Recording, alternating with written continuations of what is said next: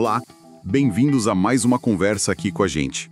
Hoje o papo é sobre um jogo que, olha, já tá mexendo com todo o continente. A grande final da Conmebol Libertadores de 2025. E que final, hein? Flamengo e Palmeiras de novo, um contra o outro. Exato. É a reedição daquela final de 2021, né? Promete demais, com certeza. Promete muito. Ok, então vamos tentar entender isso melhor.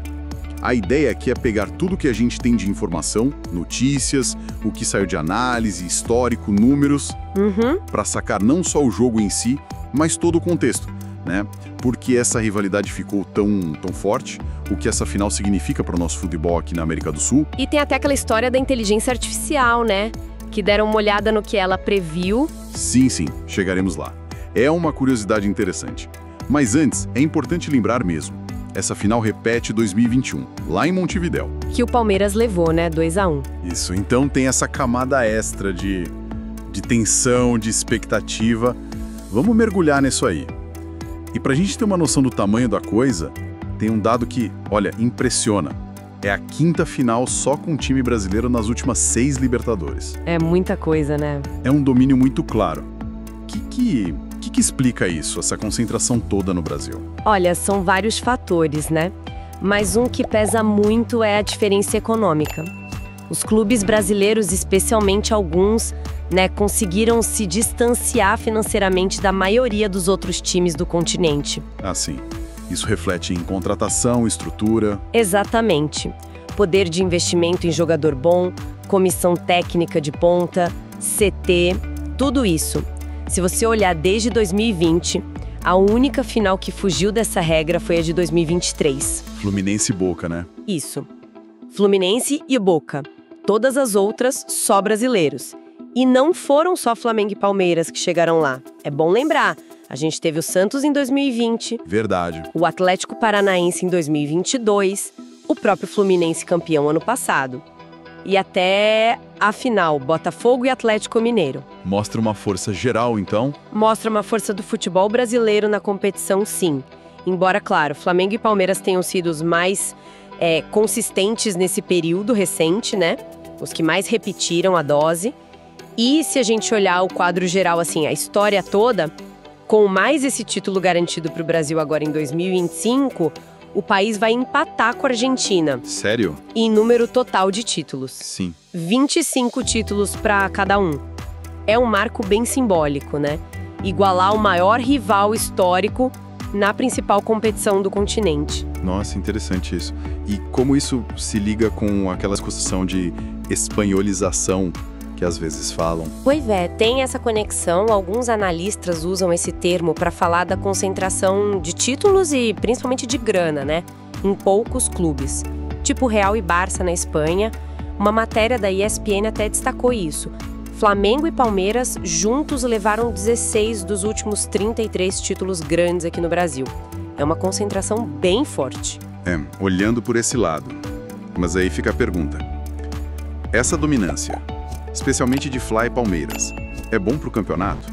Pra Libertadores como um todo? Ou deixa a coisa meio previsível?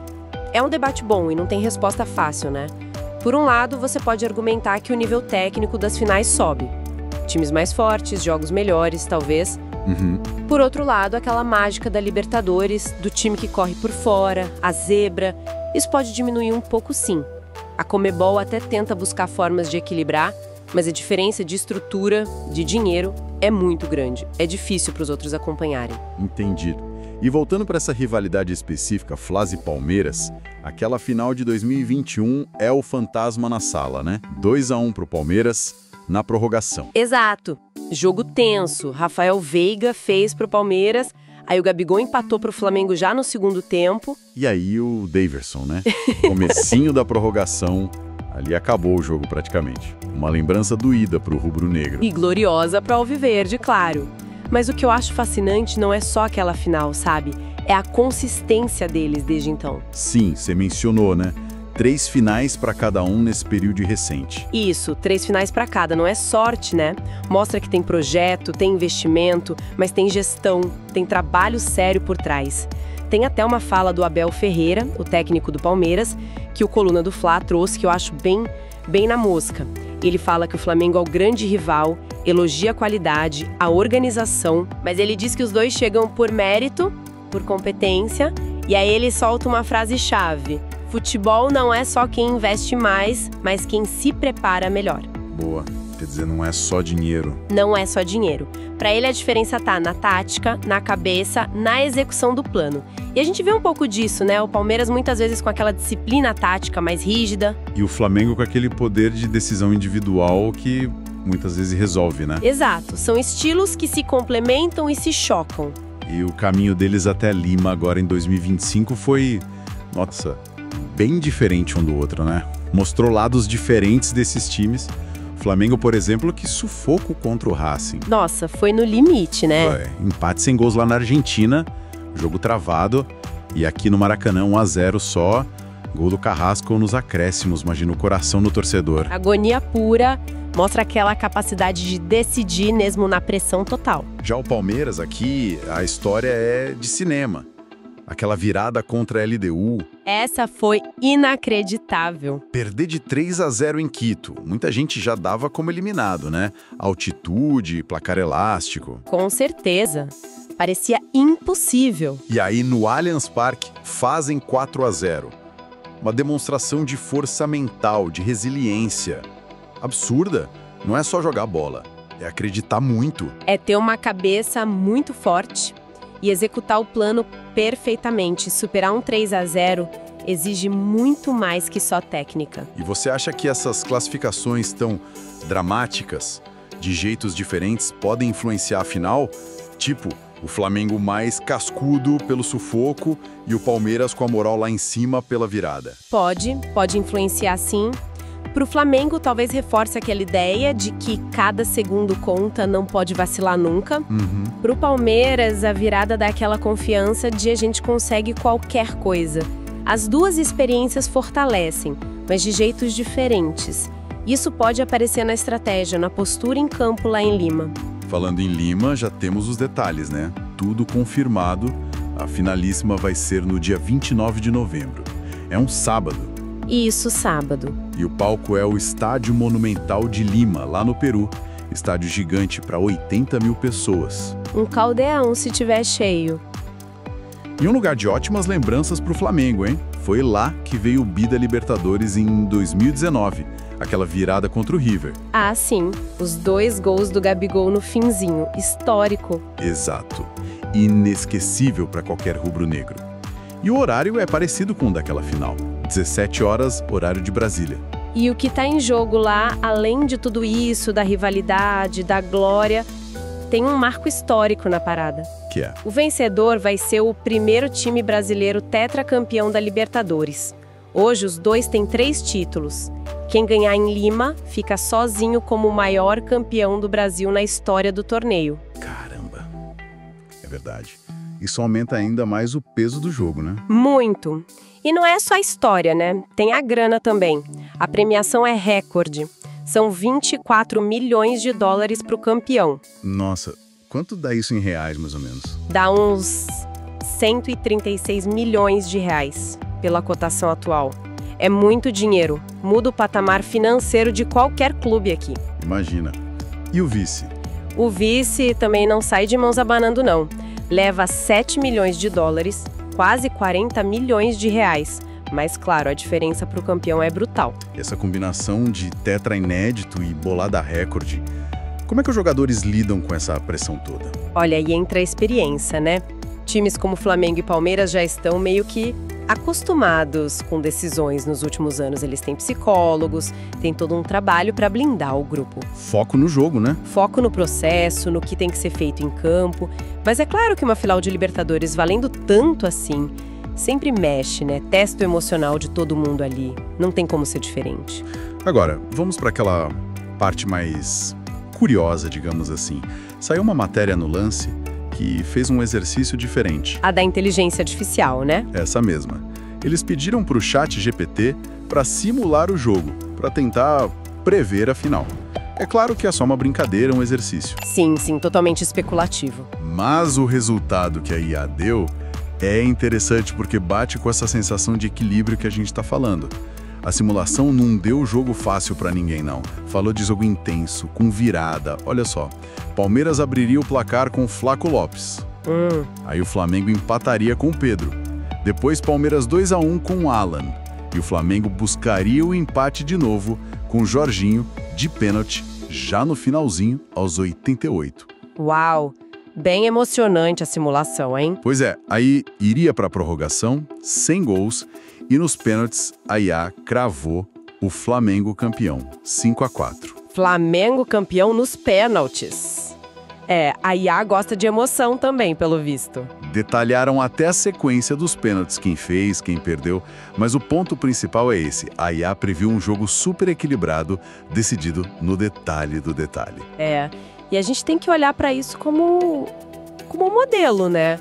Baseado em dados, em padrões, é legal para gerar conversa, para a gente pensar nas possibilidades. Mas não para apostar a casa, né? De jeito nenhum. Futebol de verdade tem muito mais coisa envolvida.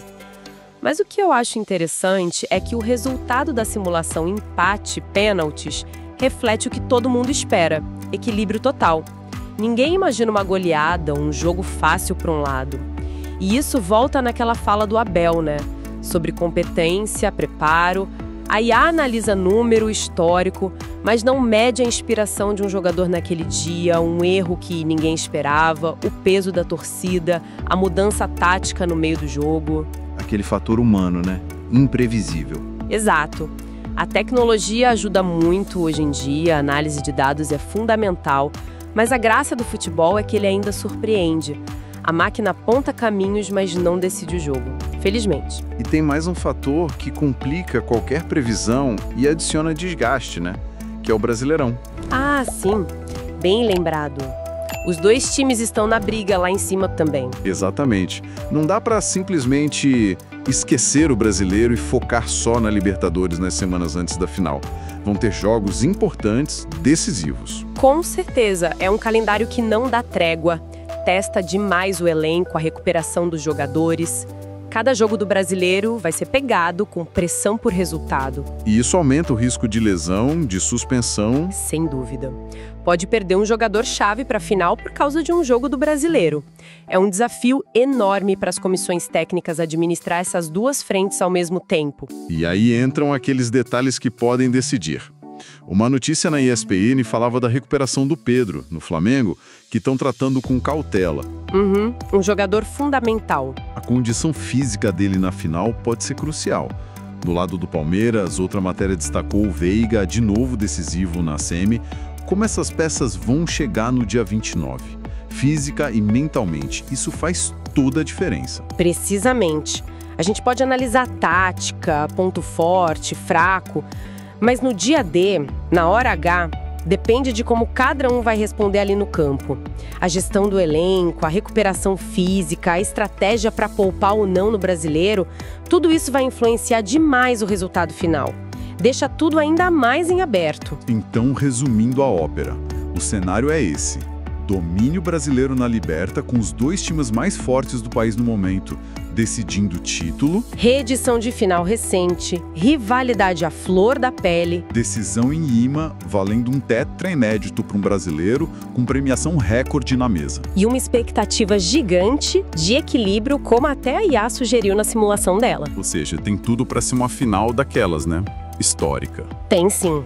Essa final é bem um retrato dessa era do nosso futebol. Duas potências, bem estruturadas, duelando no maior palco, mostra a força dos projetos, mas levanta o debate da competitividade geral também e reforça o que o Abel disse. Não é só dinheiro, é competência na gestão, na organização, no preparo, é juntar recurso com inteligência. Isso que leva a essa consistência deles. E para quem está ouvindo a gente, fica a pergunta final, né? Depois de olhar tudo isso, a história, a rivalidade, os números, as campanhas, a pressão, o equilíbrio, o que será que vai decidir mesmo lá em Lima? Será que vai ser a força mental para aguentar a pressão? Ou de repente um lance genial, individual, que ninguém consegue prever? Ou a tática encaixando perfeitamente, o coletivo falando mais alto para definir quem vai ser o primeiro tetra brasileiro da Libertadores? Difícil saber. A única certeza é que vai ser um jogão e um capítulo importante na história do nosso futebol. fica a expectativa.